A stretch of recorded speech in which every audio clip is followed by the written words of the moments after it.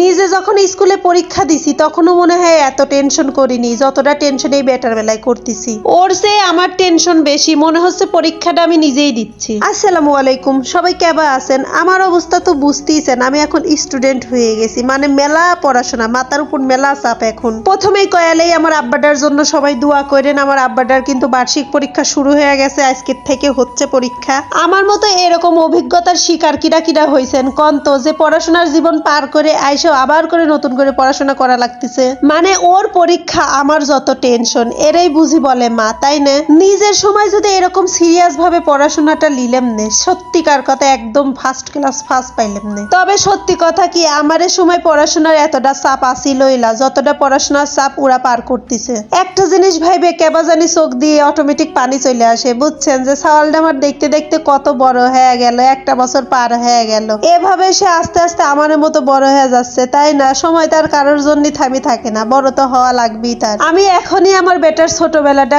সেই মিস করি, বুঝছেন? যে বড় হয়ে গেলে আমার বেটা এই ছোটবেলাকে আর ফিরে পাবিলা। যাই হোক, টেনশন করতে করতে বেটাটার সাথে গল্প গুজব করতে করতে তো স্কুলে চলে আইসি। আইসে তাক পরীক্ষার হলে ঢুকা দিয়ে যে বসে রয়েছি, বসে থেকেও কি শান্তি আছে নাকি? খালি টেনশন হচ্ছে যে আমার বেটাটা একা একা ক্লাসরুমের মধ্যে কি করতেছে, কি পরীক্ষা দিচ্ছে, মানে টেনশন করবি চাই না, তারপরে টেনশন মাথার উপর চলে আসে। আমি কি করবো কন? এইদিকে ফুলটা হাতের মধ্যে রাইখে ফুলের কাটা খাইছি। কি কাটা বুঝলাম না, এই ফুলে আবার এত কাটা কোন দিন আসলো?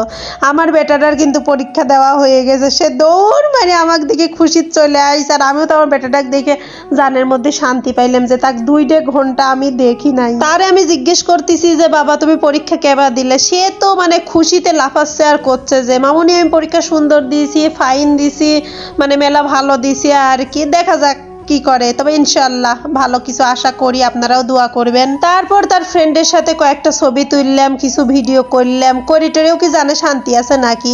এরপরে আবার আমার বেটাটার আবার ড্রয়িং প্রাইভেট শুরু হয়ে গেছে, মানে সালপালের জানে আর শান্তি নাই। অবশেষে প্রাইভেট পড়ায় আর ড্রয়িং করা এটার এই যে বাসার ওই দিকে চলে যাচ্ছে। এদিকে আমার বেটা বলতেছে চুপ, আমি গাড়িওয়ালাকে বলবো যে কোথায় থামতে হবে। তা আমিও চুপ হয়ে আছি। দেখি সে আসলে 1 বছর স্কুলে যাতায়াত করতে করতে শিখে গেছে যে কোন জায়গার থেকে গাড়িতে উঠা লাগবি, কোন জায়গায় থামা লাগবি। আহারে বেটাটার আমার মুখখান কেবা হয়ে গেছে, সকালে কেবা করে বের হইলো আর এখন দেখেন কত ক্লান্ত মনে হচ্ছে, তারপরে ওর মুখ থেকে হাসি যাচ্ছে না। সে আমার আসলে বন্ধুর মতো, সে আমার কথা কওয়ার সাথী। এই যে রাস্তাতে যাচ্ছে আর গল্প করতে করতে যাচ্ছে, মাথার মধ্যে এত মানে চিন্তা ভাবনা কোন জায়গার তিন আসে আমি বুঝিনি। সে যে ছায়াকলেও চিন্তা ভাবনা করতেছে, ওইটা নাকি তার আত্মা, তার আত্মা তার সাথে সাথে যাচ্ছে, তার আত্মাকে সে সুবির পারতেছে না, মানে কত রকমের চিন্তা ভাবনা মাথার মধ্যে ঘোরে কন। আমার বেটার আর আমার গল্প শেষ হবিলা। আজ এ পর্যন্তই, সবাই ভালো থাকবেন, আল্লাহ হাফেজ।